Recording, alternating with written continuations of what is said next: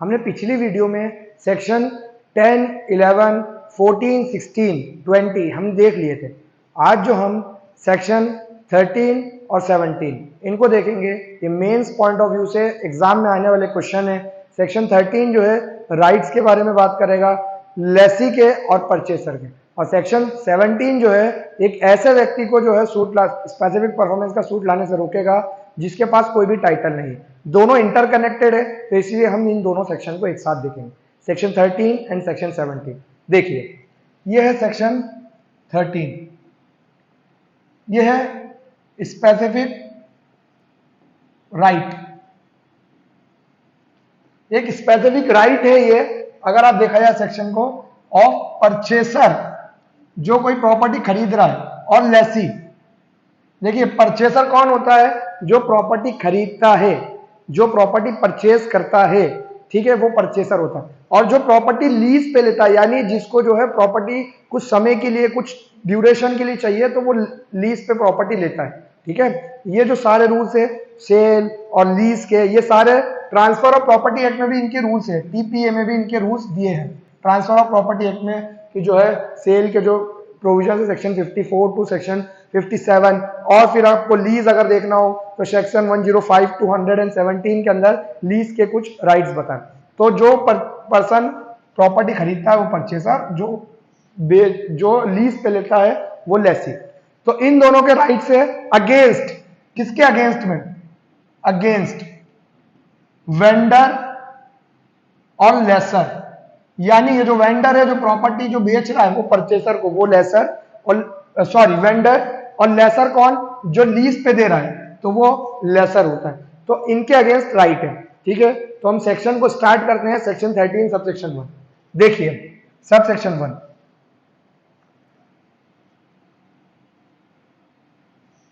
Subsection 1 ये कहता है, ये है इमूवेबल प्रॉपर्टी का पूरा। पहली बात तो सबसेक्शन 1 में इमूवेबल प्रॉपर्टी का राइट है, इमूवेबल प्रॉपर्टी का राइट, ठीक है। Where a person with no title, एक व्यक्ति के पास है, उसके पास कोई टाइटल नहीं है, जैसे मैं बताता हूं, और इम्परफेक्ट टाइटल, टाइटल तो है लेकिन इम्परफेक्ट है। इसकी प्रॉपर्टी हो सकता है मॉर्गेज हो, इसकी प्रॉपर्टी, इसने कोई लोन ले रखा है, बैंक के पास डॉक्यूमेंट है, डॉक्यूमेंट इसके पास नहीं है, ठीक है, या टाइटल ही नहीं है, पिताजी की प्रॉपर्टी जो है वो आने वाली है, आपके पास अभी उसका राइट नहीं है, तो आप टाइटल नहीं है लेकिन बेच देते हो। तो ऐसी कंडीशन में जो है सेक्शन 13 जिस व्यक्ति ने खरीदी या लीज पे ली उसके राइट्स को प्रोटेक्ट करता है। देखिए, a person with no title और इम्परफेक्ट टाइटल, ठीक है, सेल्स बेचता है, या सेल्स ले लीजिए मतलब बेच रहा है, या लेट आउट लीज पे दे रहा है, ठीक है, इमूवेबल प्रॉपर्टी, इमूवेबल प्रॉपर्टी, ठीक है। तो इसके अगेंस्ट जो खरीदने वाला परचेसर,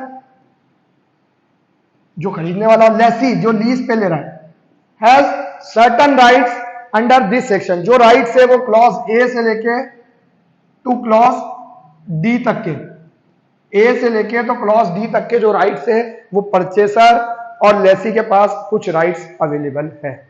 तो हम इस सेक्शन में ये कौन कौन से राइट्स है इनके बारे में आगे देखते हैं। याद रखिए कि एक व्यक्ति के पास नो टाइटल या इम्परफेक्ट टाइटल था, ये जो व्यक्ति है ये वेंडर हो सकता है और लेसी हो सकता है ना। जो वेंडर है वो बेचने की बात करेगा, सेल करने की, और जो लेसी है लेट आउट करने की बात करेगा, और इमूवेबल प्रॉपर्टी है। तो अगर आप देखें तो इस व्यक्ति के अगेंस्ट इनके पास राइट्स है, कौन कौन से राइट्स है वो क्लॉज ए से लेके क्लॉज डी में हम देखेंगे, ठीक है। तो क्लॉज ए में देखते हैं। क्लॉज ए, अगर वेंडर जो बेचने वाला या लेसी सब्सिक्वेंटली एक्वायर टाइटल, जो टाइटल उसके पास नहीं था लेकिन बाद में इसका इलस्ट्रेशन हम देखेंगे क्या होता है, ये सब्सिक्वेंटली कैसे एक्वायर होता है टाइटल, ठीक है। बाद में वो टाइटल एक्वायर कर लेता, सब्सिक्वेंटली जो है उसके पास टाइटल आ गया, ठीक है। तो वेंडी यानी परचेसर और लेसी उसे कंपेल कर सकते हैं, कंपेल हिम, मतलब जो कंपेल हिम जो है वो आपका इसके लिए यूज हो रहा है, ये जो कंपेल हिम जो है ये इसके लिए यूज हो रहा है, कहां गए वो, ये रहे, लेसर और कंपेल हिम टू सेल और लीज, टू गिव और टू लेट आउट कर लेते हैं अपन इसको, ठीक है, to let out the property. यहां पर आप देखिए कि अगर उसके बाद सब्सिक्वेंटली टाइटल आ गया, सबसेक्शन 1 के साथ ए बी सी डी सबको एक सबसेक्शन 1 के साथ पढ़ना पड़ेगा। देखिए एग्जांपल के तौर पे ए ने बी को यह बोला कि एक प्रॉपर्टी है, ये इमूवेबल प्रॉपर्टी, बिल्डिंग समझ लेते हैं, इस बिल्डिंग का मेरे पास अधिकार है, लेकिन जिस वक्त ये बोल रहे थे इनके पिताजी सी जो है उसके उनका टाइटल था यहाँ पर, तो ए का तो कोई टाइटल ही नहीं था, लेकिन होता क्या है इनके पिताजी की डेथ हो जाती है और ए जो है, एक और बात सुनिए, ए बी को बोल देते कि मैं प्रॉपर्टी आपको बेच रहा हूं, ये स्पेसिफिक इमूवेबल प्रॉपर्टी बिल्डिंग बेच रहा हूं, और इनके पिताजी की डेथ हो गई यहाँ पर ए के, तो अब जो है प्रॉपर्टी ए के पास ही आना इनडायरेक्टली। इन्होंने हो सकता है उस वक्त 5 लाख में बेच दी हो और इसकी कीमत 50 लाख हो, अब ए रिग्रेट करने लगे कि यार नहीं यार, अब 5 लाख की प्रॉपर्टी 50 लाख की प्रॉपर्टी 5 लाख में बेच दी, तो अब जो है बी इनको कंपेल कर सकते हैं, सब्सिक्वेंटली इनके पास टाइटल आ गया ना, पहले तो नहीं था, प्रायर जब कॉन्ट्रैक्ट हुआ था जब तो इनके पास टाइटल सी का था, अब टाइटल ए के पास आ चुका है, तो बी जो है यानी ये परचेसर और लेसी इसको कंपेल कर सकते हैं कि बेचे। ये एक रूल ऑफ स्टॉपल भी है, रूल ऑफ स्टॉपल, आप थोड़ा सा इसको समझ लीजिए रूल ऑफ स्टॉपल क्या होता है, ठीक है। सेक्शन 43 टीपीए में आपको ये रूल दिखता है, सेक्शन 115 से लेकर 117 ऑफ आप इंडियन एविडेंस एक्ट IEA इसमें ये रूल दिखता है, ऑर्डर 35 रूल 5 ऑफ सीपीसी में भी ये रूल दिखता है कि टेनेंट और जो एजेंट है वो अपने प्रिंसिपल और जो लैंडलॉर्ड के टाइटल को डिनाई नहीं कर सकते, तो ये भी जो है ये रूल आपको और कई जगह ये रूल्स मिलता है, लेकिन ये मेजर प्रोविजन से जहां पर ये रूल मिलता है टीपीए में, इंडियन एविडेंस एक्ट में, और देखिए रूल क्या है, बिल्कुल साफ साफ है। अगर कोई व्यक्ति अपने वर्ड्स हो सकते हैं, या वर्ड्स कैसे हो सकते हैं, कोई एक्ट हो सकता है उसका, या कोई वर्ड्स हो सकते हैं, या कोई डिक्लेरेशन से सामने वाले व्यक्ति को यह बताता है कि जो बोल रहा है अभी, जो स्टेटमेंट दे रहा है, जो एक्ट कर रहा है वो ट्रूथ है और उसको सामने वाला व्यक्ति मान ले, तो वो उसने मान लिया, तो आप बाद में सब्सिक्वेंटली डिनाई नहीं कर सकते कि जो मैंने पहले कहा था वो झूठ था। तो इसीलिए जो है रूल ऑफ स्टॉपल है, आपको रोकने का एक अधिकार है कि जो आप जो है झूठ ना बोले, है ना। तो ये रूल ऑफ स्टॉपल इस सेक्शन में भी लागू होता है, क्लॉज ए में, ठीक है, 13 सबसेक्शन 1 के क्लॉज ए। तो रूल ऑफ स्टॉपल ये कहता है। अब हम आगे आते हैं क्लॉज बी में। क्लॉज बी में क्या होता है कि अगर जो टाइटल विदाउट टाइटल वाली प्रॉपर्टी या इम्परफेक्ट टाइटल वाली प्रॉपर्टी बेची है, लेकिन उसके अंदर कंकरेंस की रिक्वायरमेंट है, कंकरेंस इज रिक्वायर्ड। अगर कंकरेंस किसका रिक्वायर्ड है, थर्ड पर्सन का, भी इसका एग्जांपल देंगे आपको, ठीक है, थर्ड पर्सन का कंकरेंस रिक्वायर्ड है, और ये जो थर्ड पर्सन है ये बाउंड है ऑन रिक्वेस्ट ऑफ वेंडर और लेसर। जो वेंडर और लेसर है उसकी रिक्वेस्ट पे बाउंड है, ये कंकरेंस देगा। तो यहां पर हमारे पास राइट बोल रहे हैं हम कि हमारे पास राइट है सेक्शन 13 में। तो देखिए और लेसी जो है वेंडर को कंपेल कर सकते हैं कि वो थर्ड पर्सन को बोले, ये थर्ड पर्सन को बोले कि कंकरेंस दे। आप कंकरेंस का मतलब होता है सहमति देना, इसकी जो है असेंट देना, तो ये सहमति दे। और साथ साथ एंड लिखा है ना इस सेक्शन में, and the convenience required. Convenience का मतलब होता है प्रॉपर्टी के जो डॉक्यूमेंट्स हो सकते हैं वो जो है वो भी साथ साथ आप लेके आओ। एग्जांपल के तौर पे ए जो है ये वेंडर है, एक प्रॉपर्टी बेचने का बोलता है, ठीक है, किसको, ये एग्जांपल के तौर पे ये बी की जो प्रॉपर्टी है, प्रॉपर्टी बी की है, जो ओनर है इस प्रॉपर्टी का बी है, ठीक है, मतलब ये समझ लीजिए ओनर ये है और ये जो वेंडर अभी इसकी प्रॉपर्टी बेचेगा बी की। अब ये ए जो है सी के साथ कॉन्टेक्ट करता है कि मैं ये आपको प्रॉपर्टी बेच रहा हूं, लेकिन ए के पास कुछ भी टाइटल नहीं है इस प्रॉपर्टी का, ओनर ये है, टाइटल ये इसके पास है, कंकरेंस इसके पास है, तो ए जो है इस व्यक्ति को जो है कुछ भी टाइटल नहीं है, तो सी जो है ए को बोलेगा कि भैया आप पहले जो है बी की सहमति लाइए, बी की कंकरेंस लाइए, और साथ साथ जो प्रॉपर्टी के डॉक्यूमेंट लाइए, क्योंकि आपके पास कोई भी टाइटल नहीं है, टाइटल तो पूरा की पूरा बी के पास है, ये ओनर है। तो ए जो है सी को प्रॉपर्टी बेच रहा है, तो सी इस कंडीशन में इस वेंडर को बोलेगा कि आप पहले इनकी सहमति लाइए, और इनका टाइटल जो है कन्वीनियंस जो भी डॉक्यूमेंट्स वो सब लेके आइए, तभी हम जो है प्रॉपर्टी खरीदेंगे।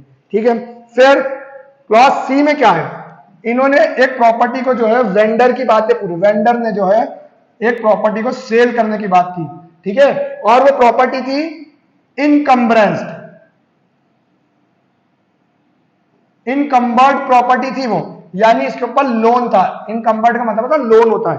ठीक है, और इन्होंने क्या बोला कि प्रॉपर्टी पे कोई लोन नहीं है, नो नॉट इनकम्बर्ड है ना, लेकिन वो जो है वो प्रॉपर्टी बेच रहा है, इनकम्बरेंस प्रॉपर्टी है, मतलब उसके ऊपर लोन है, और उसका जो लोन है नॉट एक्सीडिंग, लोन जो है नॉट एक्सीडिंग परचेस मनी, जो परचेस मनी है उससे ज्यादा नहीं है लोन जो उसके उस प्रॉपर्टी पे है।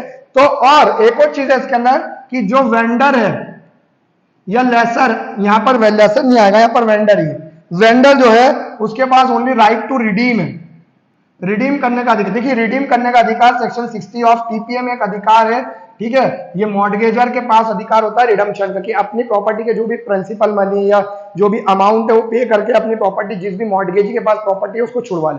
तो मॉर्गेज के केस में ऐसे ही होता है। तो बस इसके पास सिर्फ राइट टू रिडीम है, तो यहां पर परचेसर कंपेल करेगा इसको, कंपेल वेंडर, ठीक है, टू रिडीम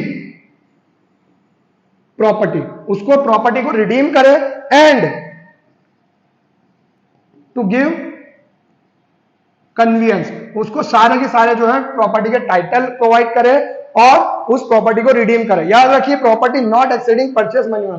एग्जांपल के तौर पे ए ने बी को एक अपनी प्रॉपर्टी बेचने का बोला, इसकी कीमत है 10 लाख, परंतु ए ने जो है पहले से सी से इस प्रॉपर्टी पे लोन ले रखा है 8 लाख रुपए का, 8 लाख का लोन ले रखा है। ठीक है, इस प्रॉपर्टी पे लोन है 8 लाख रुपीस का, तो और बी को ये बात पता नहीं है और बाद में बी को पता चलती है, तो ए बी जो है ये यहां पर परचेसर ए को बोलेगा कि आप सी से रिडीम करवा के लाओ प्रॉपर्टी 8 लाख की और मुझे जो है प्रॉपर्टी दो।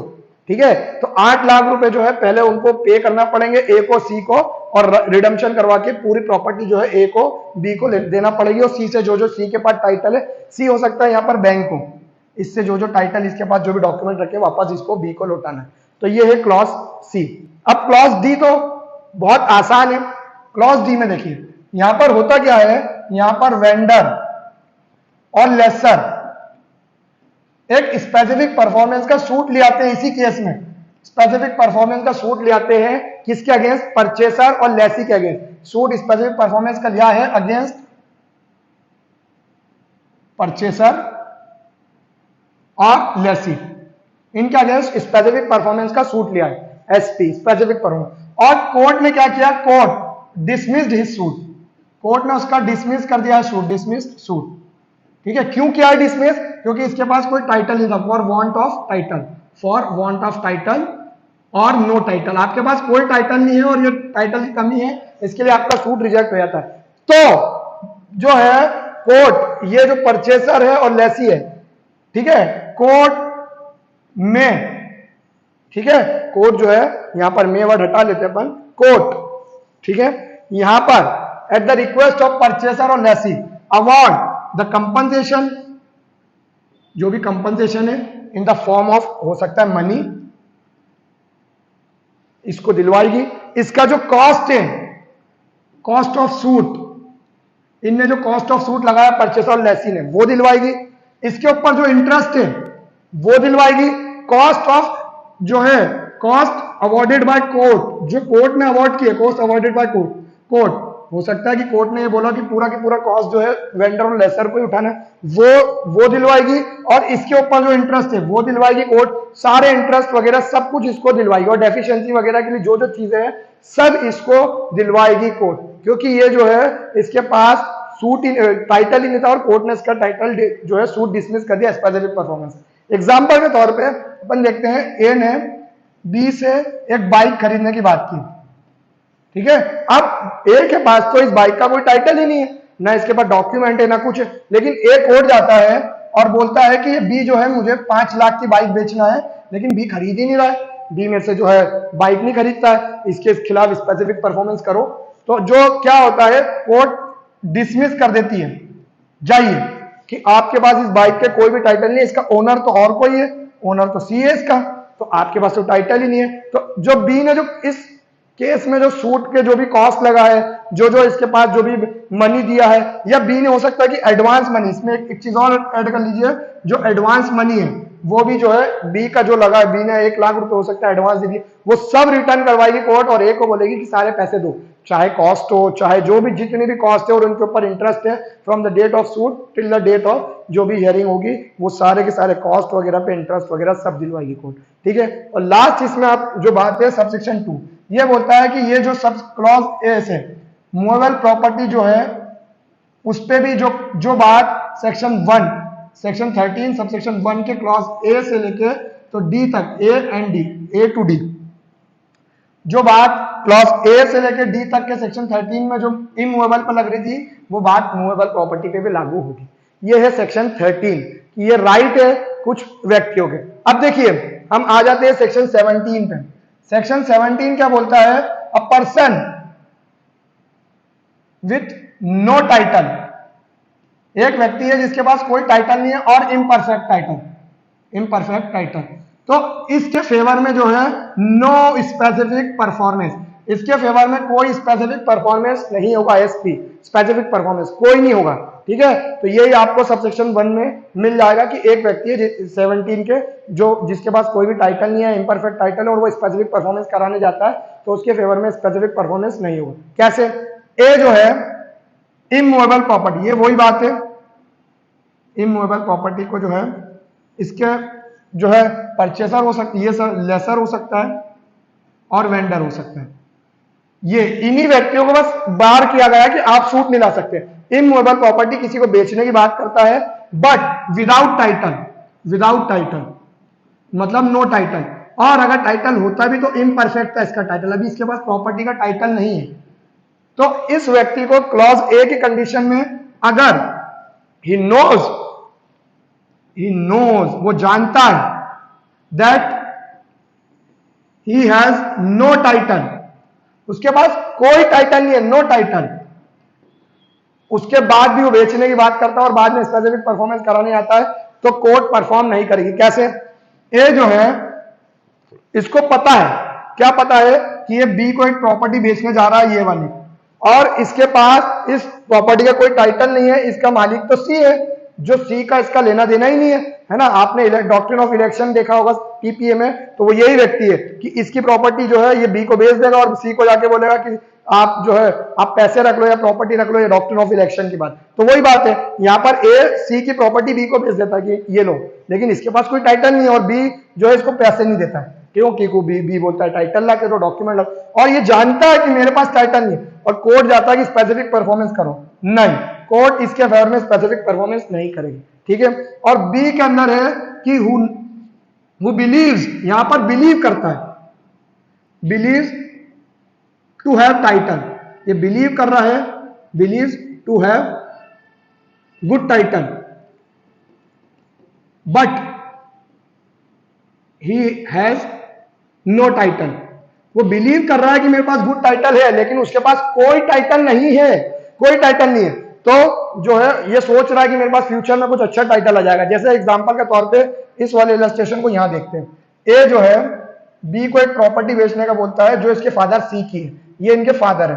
पहली वाली कंडीशन में हो सकता है सी और कोई अजनबी हो, लेकिन यहाँ पर इसके फादर, तो बिलीव कर रहा है कि ये पिताजी की प्रॉपर्टी मेरे पास आने वाली है और बी को बेचने की बात कर लेता है, और ए जाता है कोर्ट की सर मेरे पास मेरे पिताजी की प्रॉपर्टी आने वाली है लेकिन मैंने बी को बेची अभी आई नहीं है ना, और इसके पास प्रॉपर्टी आती भी नहीं है। तो एक कोर्ट जा रहा है कि सर स्पेसिफिक परफॉर्मेंस करवा के दो बी से, कोर्ट मना कर देगी, कोई स्पेसिफिक परफॉर्मेंस नहीं होगा।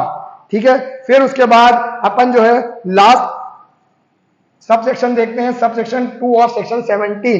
ये बोलता है कि जो बात आपने सेक्शन 17 सब सेक्शन 1 में इमूवेबल प्रॉपर्टी पे अप्लाई हो रही थी, वो मूवेबल प्रॉपर्टी पे भी अप्लाई होगी। अप्लाई जो बात सेक्शन 17 सब सेक्शन 1 की है वो मूवेबल प्रॉपर्टी पे भी अप्लाई होगी। Thank you. हमारी ऐसी और वीडियोस देखने के लिए हमारे चैनल को सब्सक्राइब जरूर करें।